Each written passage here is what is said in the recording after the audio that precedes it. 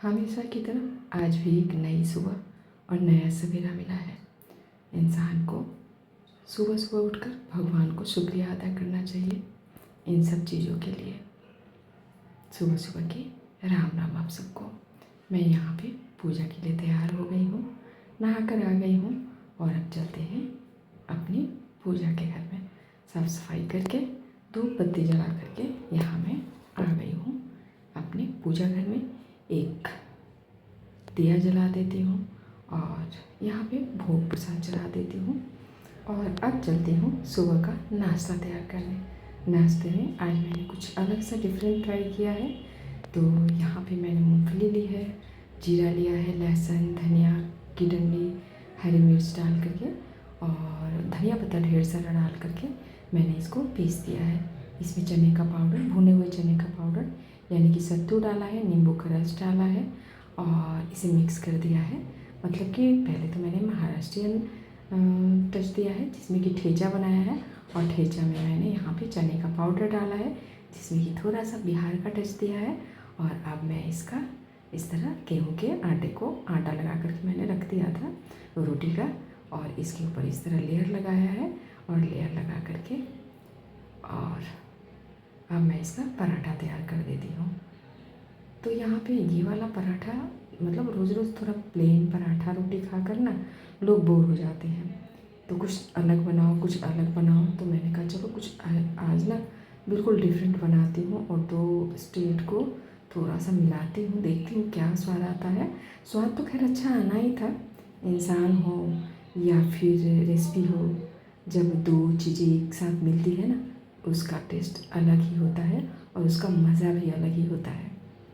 तो वही मैंने कोशिश की थी यहाँ पे और देखिए बहुत ही सबको पसंद भी खूब आया। इसको मैंने 2-3 फाड़े में करके दिया सबको और अब यहाँ पे मैंने सोचा थोड़ी सी साफ़ सफाई कर लेती हूँ। ये बुब्बू है ना सारा बहुत ज़्यादा टेबल पे पानी वगैरह गिरा करके ना ख़राब करती रहती है, तो वो मैंने वहाँ पे पोंछ दिया। और गर्मी का मौसम है तो धूल मिट्टी बहुत ज़्यादा जम जाता है घर में। थोड़ी सी विंडो वगैरह खोलिए पूरा घर धूल धूल हो जाता है, इतना ज़्यादा धूल मिट्टी आ रहा है घर में। रोज़ कभी आंधी कभी मतलब तूफ़ान।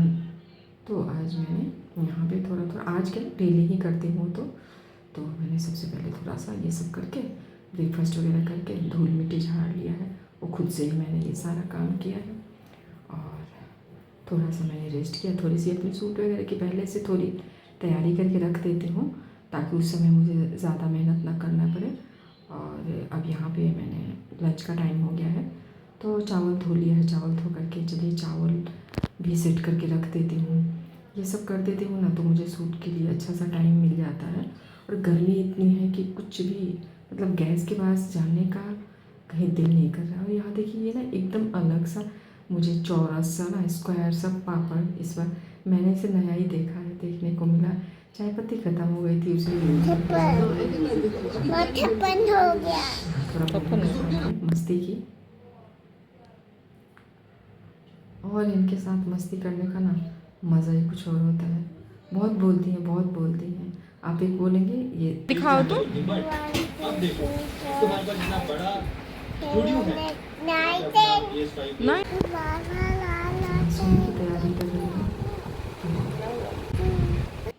जल्दी बहुत जल्दी उठ गई थी तो बिना नहाए धोए यहाँ सो गई हैं। मैंने सोचा अब उठेंगी तभी इन्हें नहलाया धुलाया जाएगा।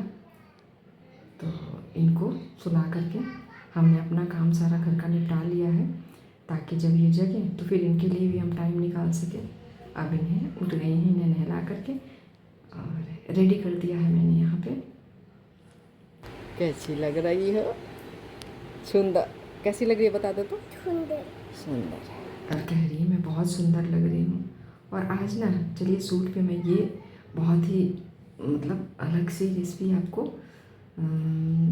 दे मतलब आपको क्या मैं अपने चैनल पे दूंगी ये, पर आप भी यहाँ पे शॉर्ट में देख सकते हैं। अगर ज़्यादा डिटेल में देखना है तो चैनल पे जाके मम्मी की रसोई में हुकूमत पे देख सकते हैं।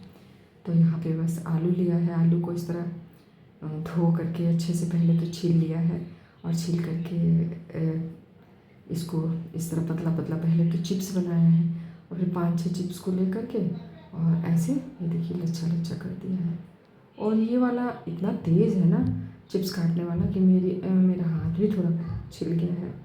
और फिर अच्छे से 3-4 बार पानी में धोकर ताकि एकदम सफ़ेद हो, और इसे किचन टॉवल पे रख के और बढ़िया से ढक कर रख दिया था, और इसका पानी अच्छे से हल्का हल्का दबा करके सुखा लिया था। अब गर्मा गर्म तेल में इसे इस तरह देखिए फ्राई कर लिया है।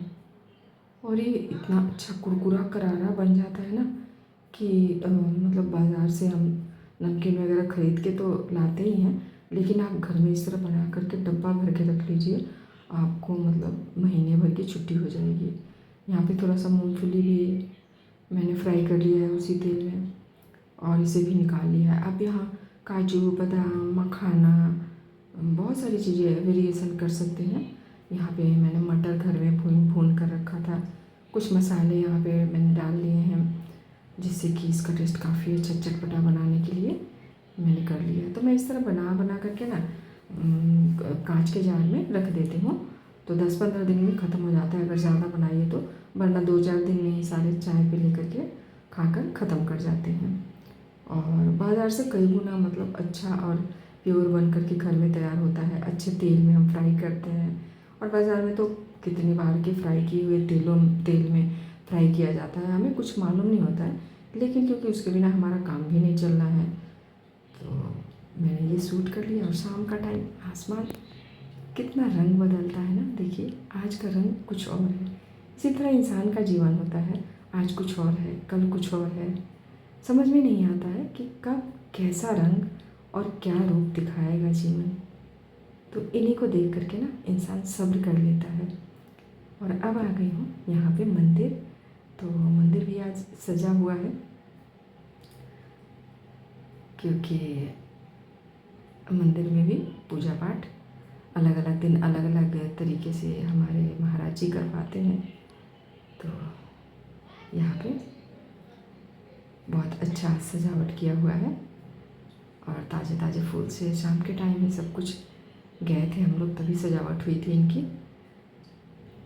तो यहाँ मंदिर से हम लोग आ गए हैं, और मंदिर में जाकर के बहुत अच्छा लगता है आज, क्योंकि हमारे यहाँ अदरा बोला जाता है। अदरा में खीर पूरी बनाया जाता है अपने बच्चों को खिलाने के लिए। कहते हैं कि उससे उम्र लंबी होती है, स्वास्थ्य अच्छा रहता है। तो माँ ने फ़ोन किया था तो मैंने खीर और दाल भरी पूरी और आलू की सब्ज़ी बनाई थी घर पे, तो वो सबको फिर खिलाया हमने।